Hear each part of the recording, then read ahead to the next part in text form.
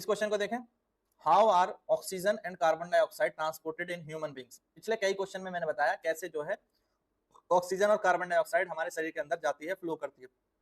ये डायग्राम में भी मैंने समझाया था, ठीक है। तो इस डायग्राम को आप देखें और आप समझो कि क्या होता है कि जब हम सांस लेते हैं तो जो एयर है, जो ऑक्सीजन है, वो हमारे जो है ये ट्रैकिया से होते हुए इस पाइप के अंदर आती है, ठीक है, जिसे हम विंड पाइप कहते हैं या ट्रैकिया, ठीक है।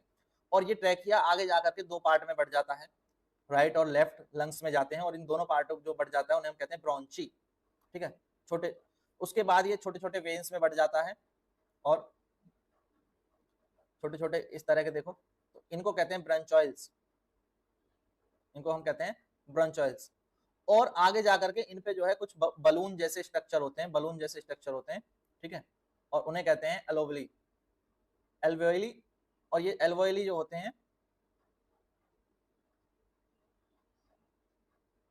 ये क्या करते हैं कि ये जो ऑक्सीजन आई है उसको जो है वो ट्रांसफर करते हैं पल्मनरी वेन्स में, ब्लड स्ट्रीम्स में यहां से, और कार्बन डाइऑक्साइड को ले लेते हैं, ठीक है। इनके नजदीक से गुजरती हैं पल्मनरी वेन्स, एलोवेलीज के नजदीक से गुजरती हैं पल्मनरी वेन्स, जो एक क्लोज्ड ब्लड स्ट्रीम होती है, बट यहाँ पर उनकी जो थिकनेस है वो कम हो जाती है, और थिकनेस कम हो जाने के कारण जो गैसेज है वो इसमें डिफ्यूज हो जाती हैं, गैसों का डिफ्यूजन होता है। पहले क्वेश्चन में मैंने डिस्कस किया था डिफ्यूजन, कि गैस डिफ्यूजन होता है और ऑक्सीजन अंदर चली जाती है और कार्बन डाइऑक्साइड बाहर आ जाती है, उसमें ब्लड कहीं जो है फ्लो करने की जरूरत नहीं होती है, तो ब्लड के अंदर ऑक्सीजन घुल जाती है।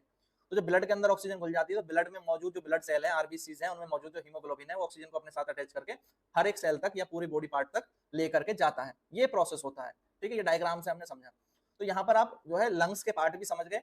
अब मैं एक एक करके बात करता हूँ। देखो, ऑक्सीजन और कार्बन डाइऑक्साइड जो है ह्यूमन बींग्स में ट्रांसफर होती है ब्लड स्ट्रीम में, हमारी बॉडी के अंदर तो वो नसों में चलती है, ठीक है, कह सकते हैं वेन्स जो होते हैं उनमें जो है ब्लड फ्लो करता है, और ब्लड फ्लो करता है उसी में ऑक्सीजन और कार्बन डाइऑक्साइड जो है वो फ्लो करती है।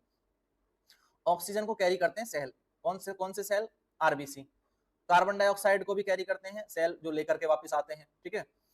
और यहाँ क्या होता है, एक्सचेंज होता है इन गैसेस का, कहां पर, एलोवेली पे, एलोवेली पर जो एक्सचेंज होता है वो कहां, लंग्स पे, ठीक है। तो अभी बताया मैंने, यहाँ पर जो पल्मनरी वेन्स जो है वो क्या करती हैं, वो इसको कार्बन डाइऑक्साइड दे देती हैं और ऑक्सीजन यहाँ से ले लेती हैं। जो ब्लड कैपिलरीज हैं जो यहाँ से गुजरती हैं वो इस तरह से जो है वो ट्रांसफर करती हैं।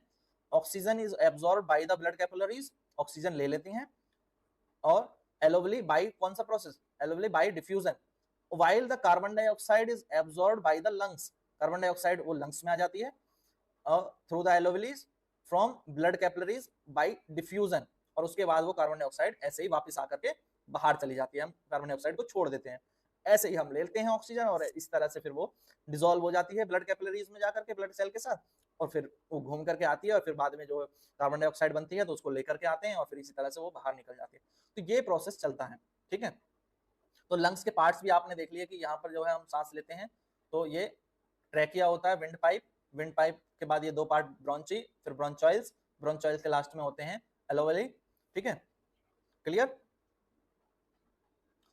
नेक्स्ट देखें,